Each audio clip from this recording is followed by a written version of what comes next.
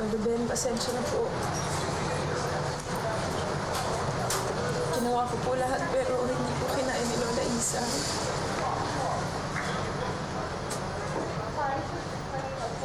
Naintindihan ko naman.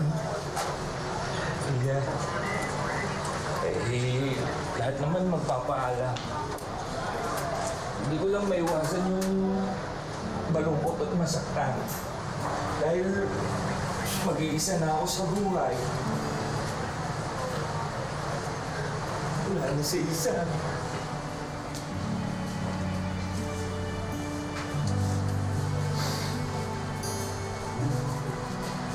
Diyan, gaya mo, hindi mo na ako lindahan.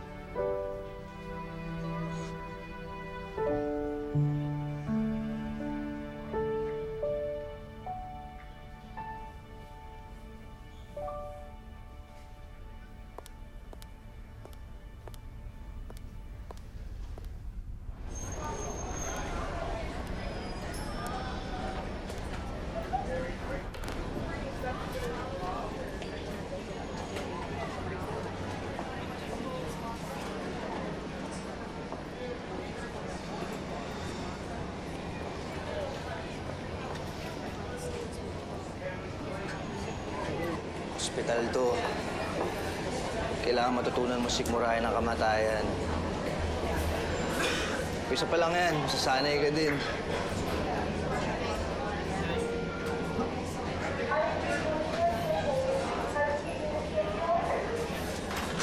Hindi ko lang alam na ganun pala. Ganun pala yung pakiramdam pag may namatay na sa harap mo. So wala kang magawa. Doktor tayo eh. Dapat binubuhay natin sila.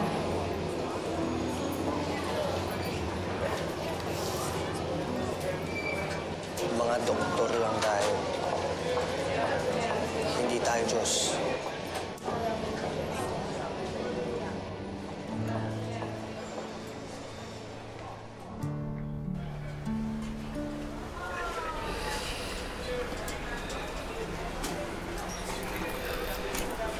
Mabuti na lang at walang tinamahang ibang body organs.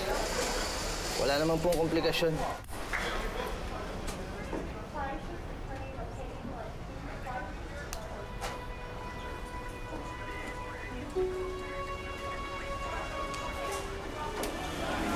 Nay, wala naman pong fracture sa katawan niya, pero meron siyang bukol, kaya kailangan natin siya ipa-cranial CT scan para po makasiguro tayo na walang masamang mangyayari. Dok, sira na po yung CT scan dito sa ospital. Meron pong CT scan doon sa kabilang ospital. O sa clinic. Meron po sila doon. Sige, ganito na lang po gawin natin, ha? Ipa-CT scan niyo po siya sa kabila. Tapos pag nakuha niyo po yung resulta, dalhin niyo po kagad sa akin, ha? Magkano po maaabot yan, Dok? Mga 6,000 to 10,000 pesos po ang CT scan. Pero pwede niyo naman po sabihin na re-refer namin kayo para makakuha kayo ng discount. Kumuha na lang po kayo ng referral slip sa information, ha? Dok, wala kaming kamag-anak dito eh. Sa ibang bayan pa po kami. Wala po akong ganong halagang dali. Kailangan na po ba?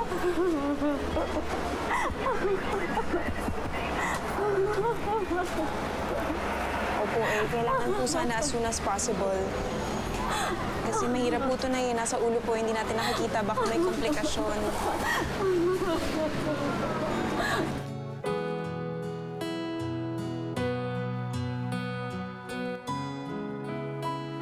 Nurse, saan ba yung kabilang clinic? Sasamahan ko lang sila. Sigurado po ba kayo?